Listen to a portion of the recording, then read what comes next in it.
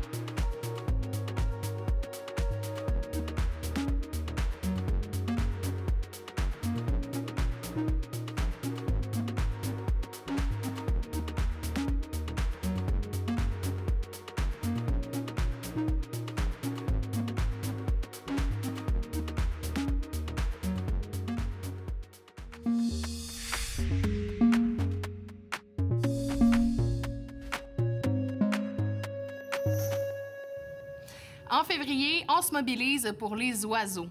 Action Transition a lancé diverses initiatives et outils pour aider les oiseaux dans le milieu. Parmi les événements, mentionnons entre autres la confection d'un nichoir pour les hirondelles bicolores le 8 février prochain. Ce sera l'occasion d'en apprendre plus que les oiseaux et la cohabitation avec ceux-ci. Le site Internet d'Action Transition propose d'ailleurs plusieurs références pour mieux connaître le monde aviaire et propose des astuces pour augmenter la biodiversité dans la région. Encore plus de détails au www.actiontransition.ca. Encore cette année, l'amateur de plein air Lydiane Autour du monde parcourra la région pour découvrir le plus grand terrain de jeu de Québec. Lydiane est reconnue pour son enthousiasme et sa passion du voyage en plein air. Sa présence et ses aventures dans la Jacques-Cartier démontreront certainement la splendeur de la région et la multitude d'activités qui y sont offertes. Un partenariat qui saura assurément inspirer autant les habitants locaux que les visiteurs. Suivez ses aventures toute l'année sur ces plateformes ou sur celle de Tourisme Jacques-Cartier.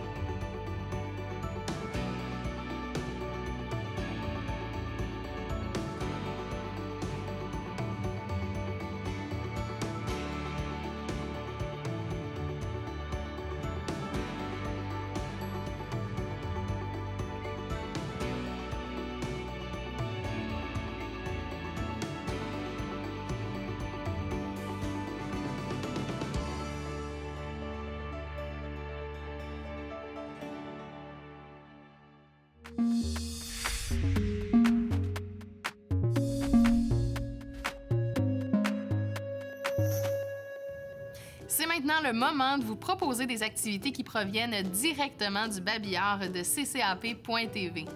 Tout d'abord, le 15 février de 18h à 21h, venez vous amuser et célébrer l'amour au parc de glisse du Grand Héron. Profitez d'une soirée magique à l'extérieur avec des animations spéciales et une ambiance romantique. Patinage dans les sentiers illuminés, marche et trottinette au flambeau. Et Benoît Plamondon, chansonnier, sera sur place pour animer la soirée. En amoureux, entre amis ou en famille, cette soirée de Saint-Valentin sera mémorable. Et les bourses MDJ sont de retour pour une 3e année afin de mettre à l'honneur la persévérance, l'engagement et les bons coups des jeunes dans la communauté, que ce soit au niveau sportif, culturel ou encore social. Vous avez jusqu'au 2 mars pour soumettre votre candidature et avoir la chance de remporter une bourse de 500 $. Toutes les informations sont disponibles sur la page Facebook de la Maison des jeunes de Lac-Beauport et l'envoi des candidatures se fait via le site mdjlacbeauport.com. Et finalement, joignez-vous à la traditionnelle randonnée en raquette au flambeau le samedi 8 février à 18h. Venez profiter d'une ambiance sereine sous les étoiles à la lueur des flambeaux dans un paysage hivernal. Ne ratez pas cette expérience magique et gratuite.